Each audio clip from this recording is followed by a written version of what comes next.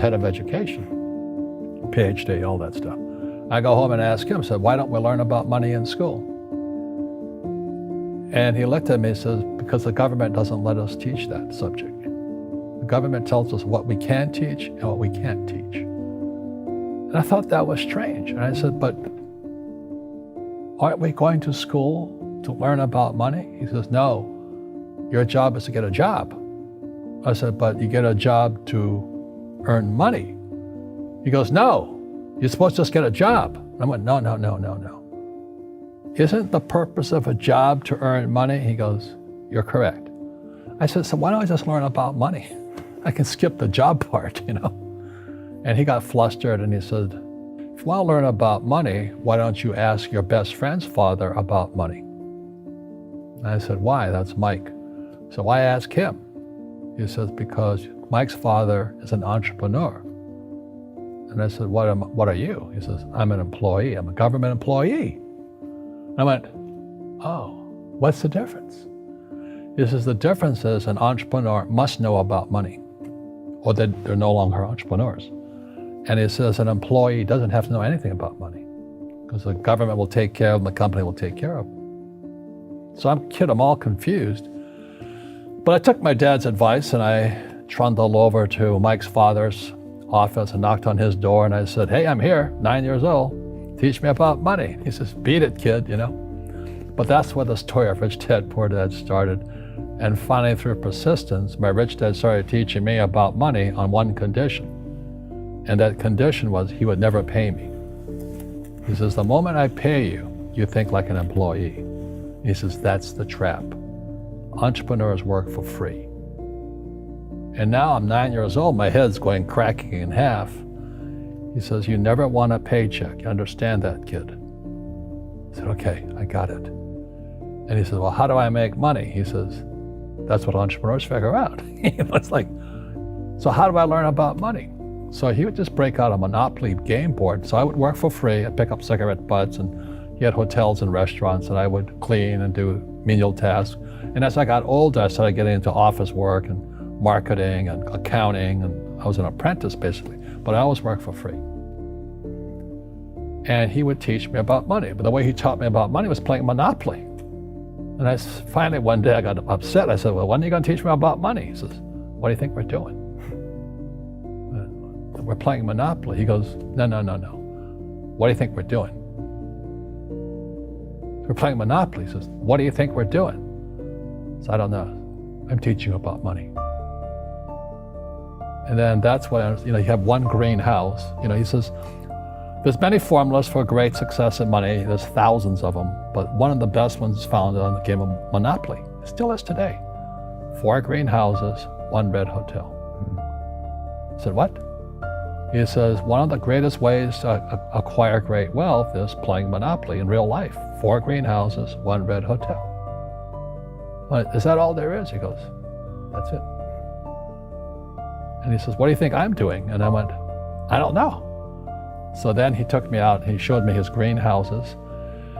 And 10 years later, when I was 19, I was now in school in New York, and I come back to Hawaii, and Rich Dad had bought the biggest piece of land smack dab in the middle of Waikiki Beach. And when you go to Waikiki Beach today, you'll see the Hyatt Regency Hotel. That was his hotel. Just like the game of Monopoly. Just like the game of Monopoly. Acquired assets and they became bigger assets. He just kept what's called an assemblage, because that property wasn't that big at the time. So he had to buy out all the small guys.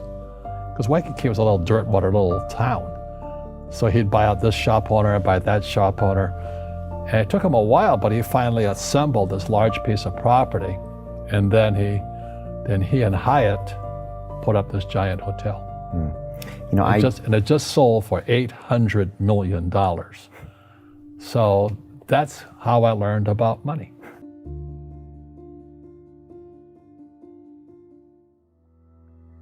I've had financial crashes. I've had people stab me in the back, but they're all good because I grow from it. That's spirituality. Right. People who are afraid of making mistakes, like they teach in school, they don't ever grow. Because spirituality is there's good and there's bad, there's right and there's wrong, there's up and there's down. most people only want to be right. They only want to be positive. Well, you can't have that. That's not reality. Well, I wasn't poor by most people's standards, but I came from a family with a poor attitude, if you know what I mean. Because rich, poor, middle class, poverty starts with a fundamental attitude. Poverty is passed on. It's taught in your families. And middle class is taught in families. And so the people right now who are sitting at home, who are struggling financially or worried about money or unhappy, they may be making a lot of money, but unhappy with what they're doing, it was probably taught to you. You know, your superego was taught, get a job, work hard, or you'll never be rich, or the rich are evil, or whatever. The school system will never teach you about money. The school system was designed to teach you to be an employee, which is important, or a doctor or a lawyer, a specialist, but never about money. And what most people lack is real business knowledge, like accounting, like debt, like taxes. You got to know that stuff, but they don't teach it in school to anybody. So, and then when people ask me, how did your rich dad learn this when your poor dad, a PhD, didn't? And the answer is very simply, my rich dad, who's my best friend's father, his father died when he was 13. So his rich dad had this family business at 13 to run. So he had to drop out of school, which was his blessing. There's blessings, and sometimes the blessing doesn't look like a blessing, but it turned out to be a blessing. And then his teachers became his bookkeeper, his accountant, his attorney, his banker, his real estate agents. So he has what I call real teachers, not these fake teachers in school. You see, most teachers in school, they're out of ethics. They teach subjects they themselves don't practice. I asked the teacher, I said, I'm in my third year of calculus now. It was called strength of materials. I said, am I ever going to use this stuff? He goes, no. I said, why do you teach it? He says, because I get paid. I said, do you ever use it? He goes, no. And that's why, you have to, in life, one of the things I suggest to people, you got to find a real teacher versus a fake teacher. And a fake teacher is somebody who doesn't do what they teach. And a real teacher is doing what they teach every day. So my accountants, my attorneys, they're in it every single day. That's how I learn, because every day I'm solving problems in my business. So I have accountants and attorneys and bankers and all these people on speed dial because I'm solving problems with my team. I see you giving this knowledge out, and yeah. Do the rich people cringe and say, don't tell them that, Rob? Yes. Don't tell people what you know. Right. Keep them poor. But, unfortunately, the poor, as was in the Bible, I'm not real religious, the poor will always be amongst us because it starts up here. Right, it's that fear mentality.